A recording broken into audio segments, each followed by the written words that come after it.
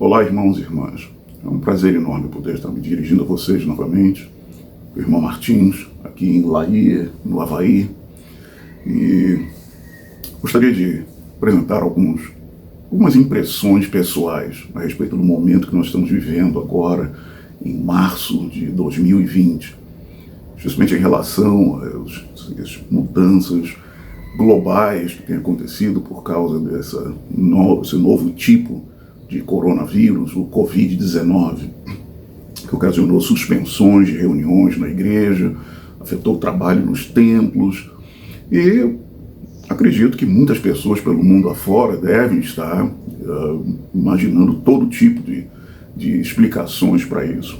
Vendo aí na mídia social, eu vejo pessoas dizendo, isso daí é coisa de Satanás. E quanto a mim, pessoalmente, olha, eu não sei se foi Satanás, se foi um pangolim ou um urubu. Para mim, o fato é que temos esse novo vírus e temos que tomar as devidas precauções. Outros, naturalmente, devem estar achando que deve ser já a segunda vinda do Salvador Jesus Cristo. Devem estar olhando para o céu lá e pensando, é hoje, é hoje. Não é o meu caso também. E deve ter outros também que muito provavelmente não estão nem aí. Estão aquela turma que diz que eu quero que o mundo acabe em barranco para eu morrer encostado. Bom, também não é o meu caso. Então, sobre o que eu vou falar aqui? Vou falar sobre minha fé, de que o Senhor está no comando e de que Ele nos deu a sua igreja, a Igreja de Jesus Cristo dos Santos dos Últimos Dias, as ferramentas necessárias para nós vivermos esse momento ou qualquer outro tipo de crise. Em primeiro lugar, eu gostaria de compartilhar com vocês a minha memória imperfeita de uma reunião, um devocional, com então Elder Boyd K. Packer, no escritório de área em São Paulo, no Brasil. E isso devia ter sido em torno de 1982. Infelizmente, eu não mantive um diário detalhado de tudo que eu ouvi do presidente Packer naquela ocasião. Mas algumas palavras, mesmo depois desses anos todos, 38 anos, eu ainda me lembro muito bem do que ele disse. Uma das coisas que ele falou sobre o futuro. Ele disse, e usando as mãos dele, ele disse, o Senhor vai sacudir a terra para cumprir os seus propósitos. Eu me lembro que fiquei bastante espantado com aquilo, eu sentado lá naquele salão, no escritório da igreja, e o presidente Packer, então, dizendo, o Senhor vai sacudir a terra para cumprir seus propósitos. Outra coisa que ele falou, que nunca esqueci também, muito embora talvez a linguagem que eu esteja usando, a terminologia que eu esteja usando não seja exata, porque são 38 anos e eu não tinha um relato por escrito. Ele disse que gerações futuras iriam conhecer uma igreja diferente da que nós tínhamos em 1982. Ele disse, hoje nós temos uma igreja de edifícios, reuniões e atividades. E ele disse então que gerações futuras iriam conhecer uma igreja de sacerdócios, ordenanças, escrituras e revelação. Gerações futuras iriam conhecer uma igreja de sacerdócios, ordenanças, escrituras e revelação. Se bem me lembro, essas foram as palavras. E agora, nessa situação que nós estamos vivendo aqui, no início de 2020, essas palavras do presidente Boyd K. Packer me vieram à mente. Esse é um tempo de revelação, um tempo para o exercício da autoridade do sacerdócio e do exercício das chaves do sacerdócio de maneiras nunca antes vistas nos nossos dias. O trabalho de salvação não pode parar. Mas, para isso, nós temos que entender bem o que são esses elementos que o Senhor nos deu. Em primeiro lugar, vamos falar sobre chaves. Sei que muitos de vocês entendem muito bem o conceito de chaves. Chaves. Uma chave é um mecanismo de acesso. Um mecanismo de acesso que é utilizado para destrancar e permitir que uma porta seja aberta. Sempre que eu penso no conceito de chaves, eu me lembro da história lá das 1001 Noites na Arábia, aquela história popular do Ali Babá e os 40 ladrões, onde o Ali Babá conta a história, descobriu a caverna onde aquele bando de ladrões guardavam seu tesouro.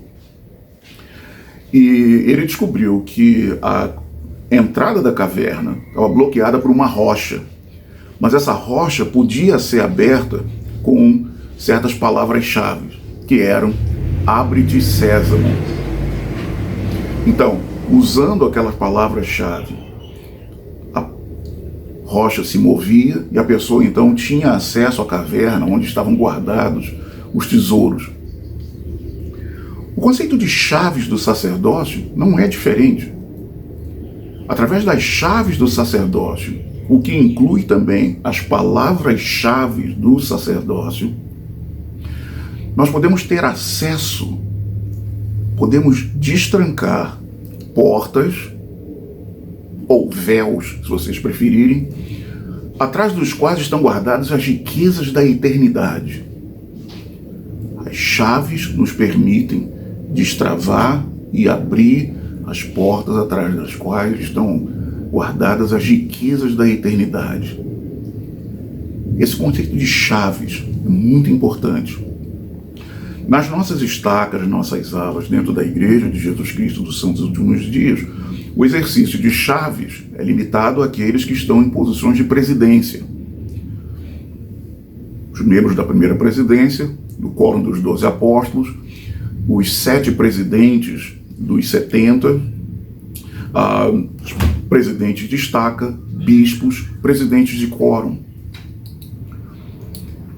Muito bem, isso posto, vamos agora então falar um pouco mais sobre o momento que nós estamos vivendo. Sim, estamos agora com reuniões da igreja dominicais, reuniões sacramentais, escolas dominicais, cidade de socorro, reuniões de quórums suspensos. Mas o trabalho de salvação não está suspenso. O trabalho de salvação continua. Se nós olharmos bem, podemos ver, por exemplo, no livro de Mórmon, um exemplo da obra de salvação continuando numa era de crise. Houve uma época, isso está em 3º Nef, capítulo 7, onde a sociedade nefita, lamanita, se desestruturou completamente. O governo caiu, as pessoas se debandaram em tribos, ou seja, um sistema anárquico tomou conta do país. O que nós vemos lá no livro de Mórmon é o seguinte: aconteceu que Nefe, tendo sido visitado por anjos e também pela voz do Senhor, tendo portanto visto anjos e sendo testemunha ocular, e tendo recebido poder, a fim de que soubesse a respeito do ministério de Cristo, foi para o meio do povo e começou a pregar ousadamente o arrependimento e a remissão de pecados pela fé no Senhor Jesus Cristo. E ensinou-lhes muitas coisas, com poder e grande autoridade. Eu sugiro a vocês, isso é apenas uma sugestão, porque eu não estou falando aqui com nenhuma autoridade, estou apenas compartilhando pensamentos pessoais, mas eu sugiro a vocês que esse é o padrão que nós temos que seguir. Não podemos fazer o trabalho de salvação parar. As reuniões estão suspensas, mas a obra de salvação precisa continuar. O Senhor inspirou nosso atual profeta, o presidente Russell M. Nelson, a dar orientação e segurança à igreja nessa ocasião. Agora, eu não tenho dúvida nenhuma de que o Senhor vai inspirar os presidentes das estacas e os bispos sobre como proceder de acordo com as suas circunstâncias locais. Como é que isso vai acontecer? Bom, Doutrina e Convênio, seção 46, nós encontramos a palavra do Senhor sobre isso. O Senhor diz: mas não obstante as coisas que estão escritas, sempre foi ordenado aos elders da minha igreja, desde o princípio, e sempre o será, dirigirem todas as reuniões conforme inspirados e guiados pelo Santo Espírito. Bom, já que as reuniões estão suspensas agora, inspiração vai vir aos nossos líderes para saber exatamente como nós vamos proceder. Ah, sim, eu vi ontem, dia 15 de março, muitas pessoas postando nas mídias sociais lá fotografias de suas famílias, tendo sacramento, estudo das escrituras em suas casas. Maravilha, parabéns. Mas não pode parar aí. E aqueles que não residem sozinhos? Quantos deles foram convidados para participar virtualmente de alguns desses estudos do Evangelho? A ordenança do sacramento requer que a pessoa esteja presente para participar do corte do pão e da oração. E a primeira presidência já instruiu bispos e presidentes de Estado a determinarem como que vão fazer isso para os seus membros. Mas, e aqueles que moram um pouco mais distantes? Pelo menos, será que eles poderiam ser convidados para participar? Olha, o Senhor nos deu, tá, instrumentos para isso. Ele inspirou cientistas e empresários a colocar à nossa disposição tecnologias que permitem a nós entrar em contato com pessoas distantes, fazendo com que geografia não seja mais um obstáculo. O obstáculo talvez seja fusos horários. Você pode estar conversando no Brasil com uma pessoa que está em Portugal, ou um amigo, um familiar na Alemanha ou no Japão, mas a diferença é só de fuso horário. Eu estou aqui separado de vocês por milhares de quilômetros. Quem estiver no Rio de Janeiro, por exemplo, está a uns 14 mil quilômetros de distância. No entanto, estou aqui falando com vocês, estou aqui a 1 metro de distância, por assim dizer. Esse é o poder da tecnologia que o Senhor colocou à nossa disposição para nós levarmos a obra dele adiante, independente das circunstâncias, das limitações que possam ocorrer. Então, sugiro que agora, mais do que nunca, precisamos buscar a orientação daqueles que possuem as chaves do sacerdócio, nossos presidentes de estaca, nossos bispos, nossos presidentes de quórum, e de oficiais da igreja, as presidentes das organizações primárias, Cidade de Socorro, presidente das moças, presidente de escola dominical, que agem com a autoridade do sacerdócio, por inspiração, sob direção daqueles que possuem chaves. Aqueles que possuem chaves também precisam ter a humildade de desfazer aquele conceito de chefia e adotar o padrão divino de governo por conselhos. O que nós encontramos em Doutrina e Governo, em seção 107, nos diz claramente como o governo do sacerdócio é exercido por meio de conselhos. E toda decisão tomada por um desses quórums deve ser pelo voto unânime do mesmo. Isto é, cada membro de cada quórum deve estar de acordo com suas decisões. Eu estou usando uma tradução alternativa aqui, tá? Porque eu acredito que seja mais próxima do texto original em inglês. Cada membro deve estar de acordo com suas decisões. E o Senhor continua: as decisões destes quórums, ou de qualquer deles, devem ser tomadas com toda retidão, com santidade e humildade de coração, mansidão e longanimidade, com fé e virtude, e conhecimento, temperança, paciência, piedade, bondade fraternal e caridade. Porque a promessa é que se essas coisas sobejarem neles, não serão estéreis no conhecimento do Senhor. Para nós sabermos o que o Senhor quer que nós façamos nas nossas alas, nas nossas estacas, tá? Precisamos desse conhecimento do Senhor. Mas esse conhecimento vai nos vir como resultado das nossas deliberações em conselhos. A Igreja de Jesus Cristo dos Santos Últimos Dias é governada, o governo do sacerdócio é exercido por meio de conselhos. Temos o conselho da primeira presidência, o quórum dos 12, temos conselhos de área, conselhos de estaca, conselhos da ala, e temos conselhos familiares também. Conselhos.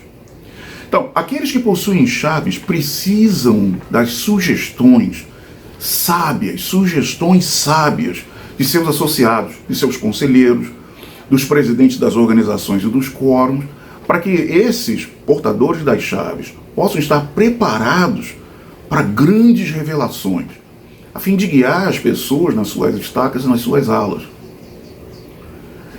O trabalho de salvação não pode parar.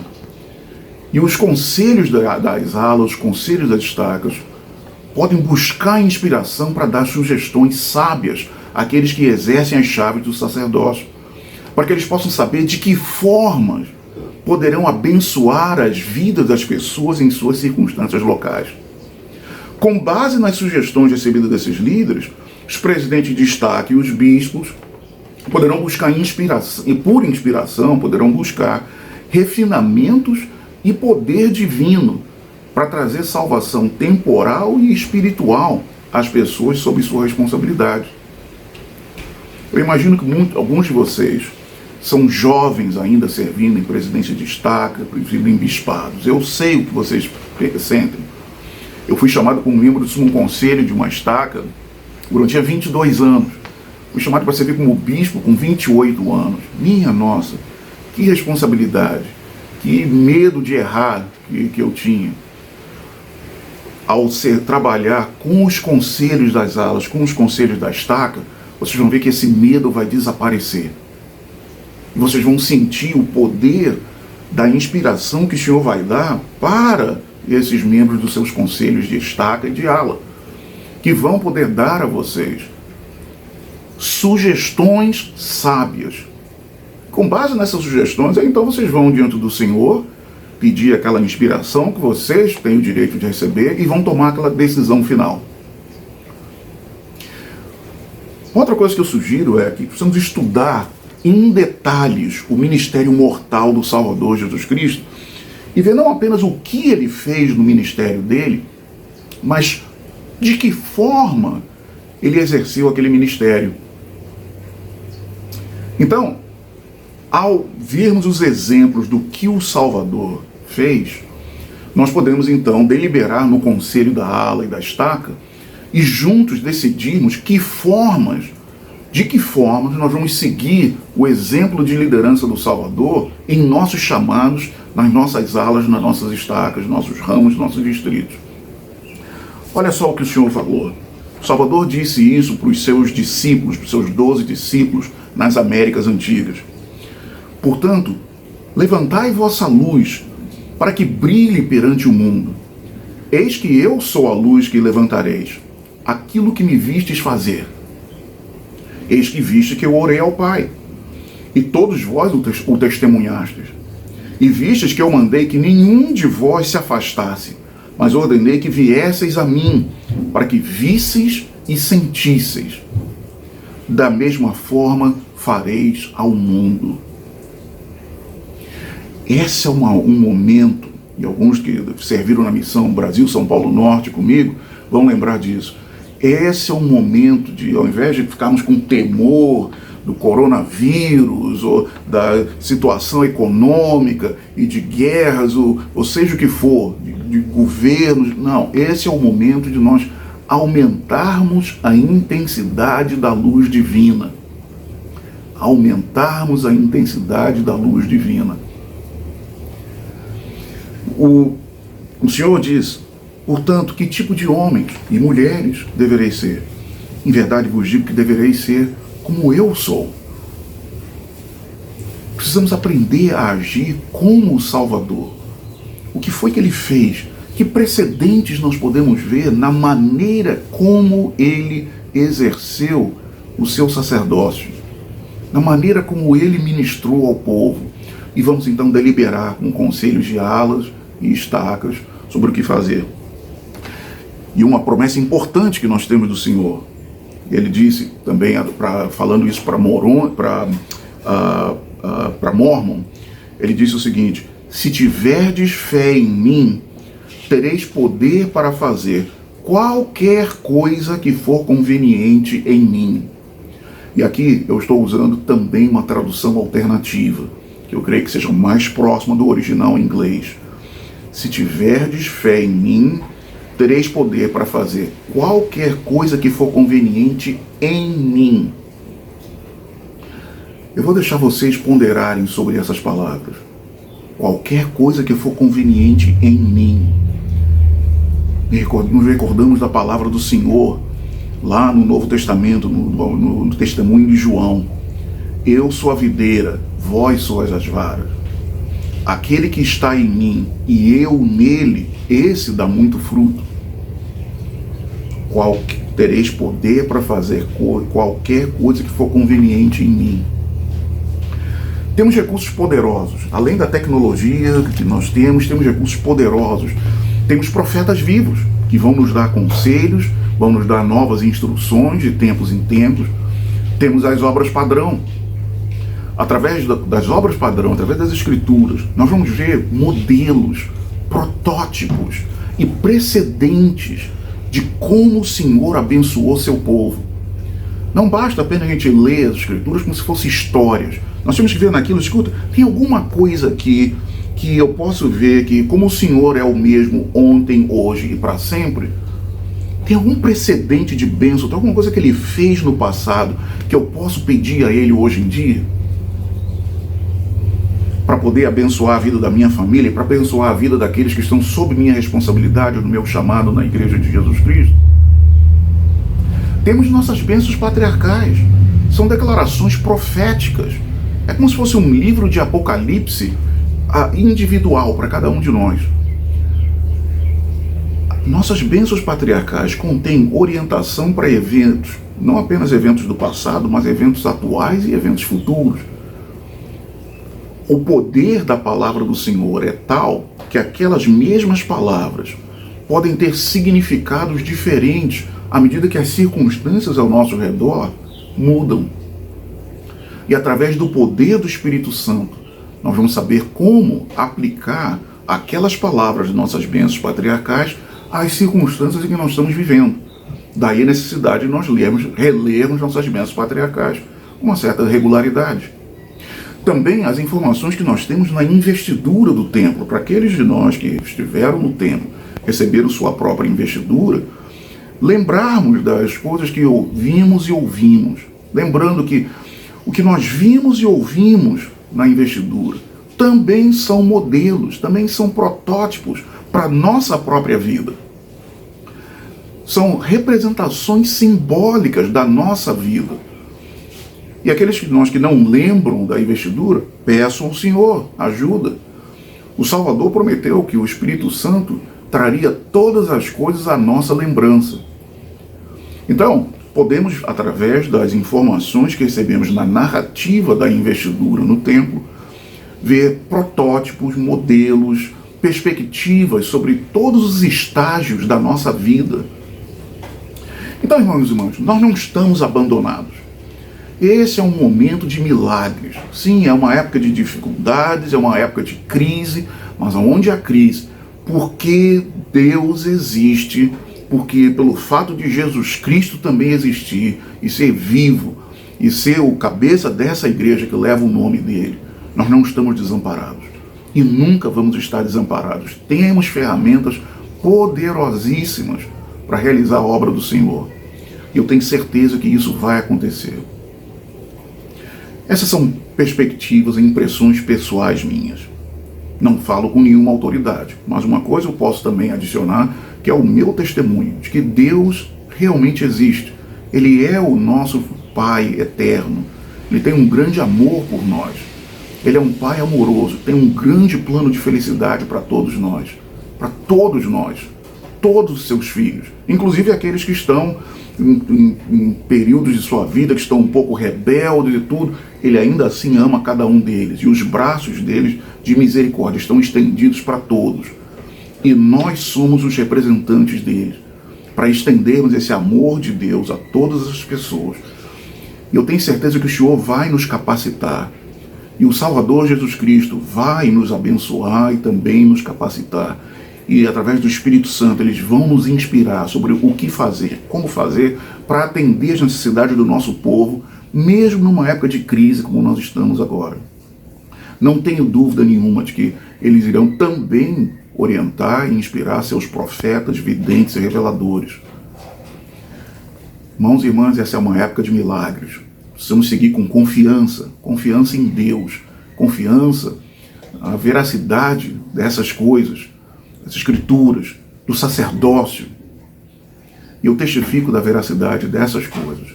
Em nome de Jesus Cristo. Amém.